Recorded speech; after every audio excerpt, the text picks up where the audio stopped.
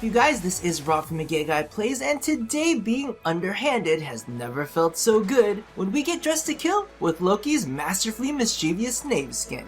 So as you all know, Loki is my hands down favorite Warframe, so the development of the skin has definitely taken me for a ride. The initial concept images got me super excited as they reminded me of Kieran, which is a cross between a dragon and a form of hooved creature, stags, goats, unicorns, etc. However, once I saw the model previewed on the dev stream, I was a bit underwhelmed. Until of course I managed to get him into my own hands. A few stance swaps later, as well as an overhaul to the color customization, and I can honestly say that this is my favorite skin to date. Now, you can pick up Loki's Knave skin in the market for 165 plat. However, with all of my body and soul, I am compelling you to pick up the Loki Deluxe Skin Bundle, which includes the exclusive Halta armor set, the exclusive Nari and Volley skin for the dual commas, as well as the exclusive Maga skin for the Scimitar landing craft, all for 325 plat. There is no other way to pick up any of these items, so if you decide you want them later on, you'll end up having to buy the bundle. So you might as well do it right the first time.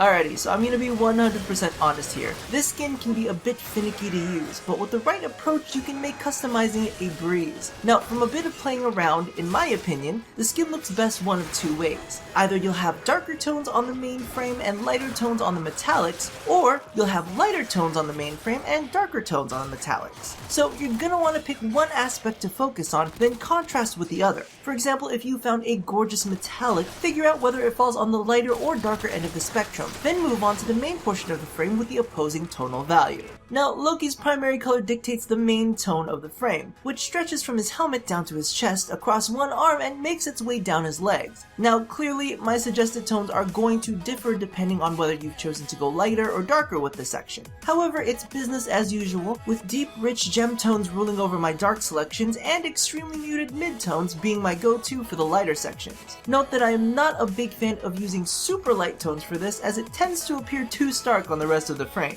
Moving on, the secondary color dictates the metallic portions of the frame, with touches at the top of the head, down the opposing arm, onto his stomach, and finally working its way through the cloud-like accents on his legs down to his feet. Now, if you plan to go darker with this section, along with the standard metallic grays, I'd suggest experimenting with very smoky tones, as they'll impart a hint of color without going overboard. As for the lighter end of the spectrum, again, I wouldn't go too light as it tends to impart the Jesus complex. So stick to washed out midtones, as the reflectiveness of this texture can be a bit garish if you choose something with too much saturation. Now, as for the tertiary color, it dictates a few metallic piping accents on our midsection and the top of our bare arm. Honestly, this is a great place to add in a pop of color if you happen to have been a bit tame with the rest of your customization. Feel free to toss in an accent color that may not appear anywhere else on the frame. However, you may not want to go too crazy, as this will be a very prominent shade when we cover the Halta armor set.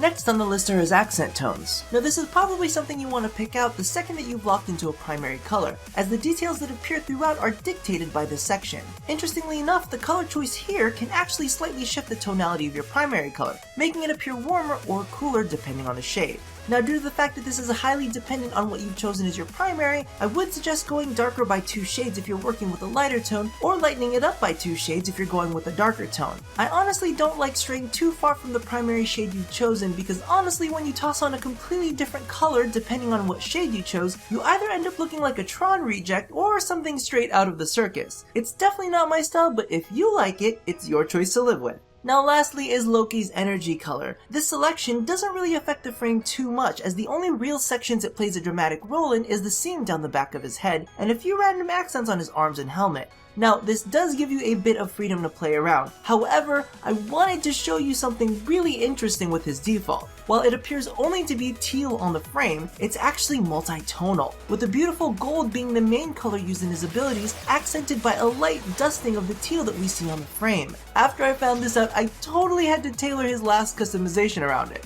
Now, before we move on, I'm going to touch on the Halta armor set very quickly. Its primary tone dictates the metallic accents found along the edges. So remember when I told you not to go too crazy with Loki's tertiary color? Well, that's because I carry over that shade to the Halta's primary.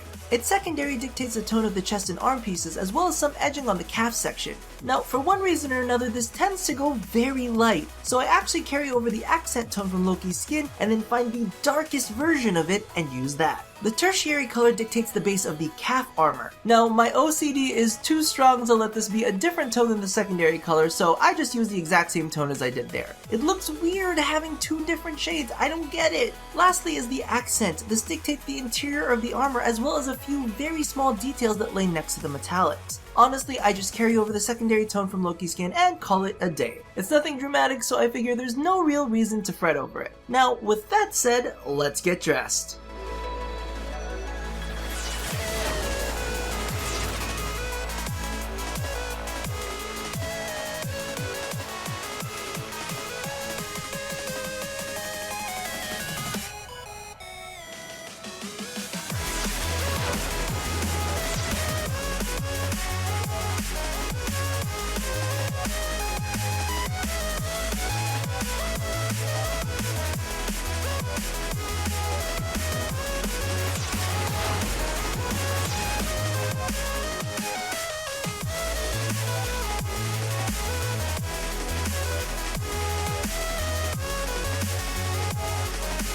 So all in all, I am ecstatic over Loki's new look. It embraces the asymmetry the original model had, but has definitely given him a new flair. The juxtaposition between the sharp geometric paneling and the curvy free-flowing metallics also make for a very nice point of interest. And, even with the new flourishes, the frame retains its lean and acrobatic feel. However, with the addition of the Halta armor set, Loki bulks up in all the right places. Except his flat pancake booty. You can contour shade that ass all you like, DE, but it is still just a back with a crack. Regardless, all of the pieces in the deluxe bundle come together quite beautifully to make all the boys want to play with their sticks. So thank you all for watching another episode of Dress to Kill. If you haven't caught it, be sure to check out my previous episode on our beautiful frog princess Ivara, as well as my snapshot on our flaming prince Nija. Now don't forget to do all the things that I ask you to do at the end of every one of these, and as always, stay drop dead gorgeous.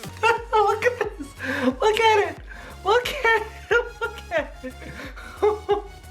Look! I'm gonna make it in my balls! That is the best! That is officially the best! Oh my god! Focus on that!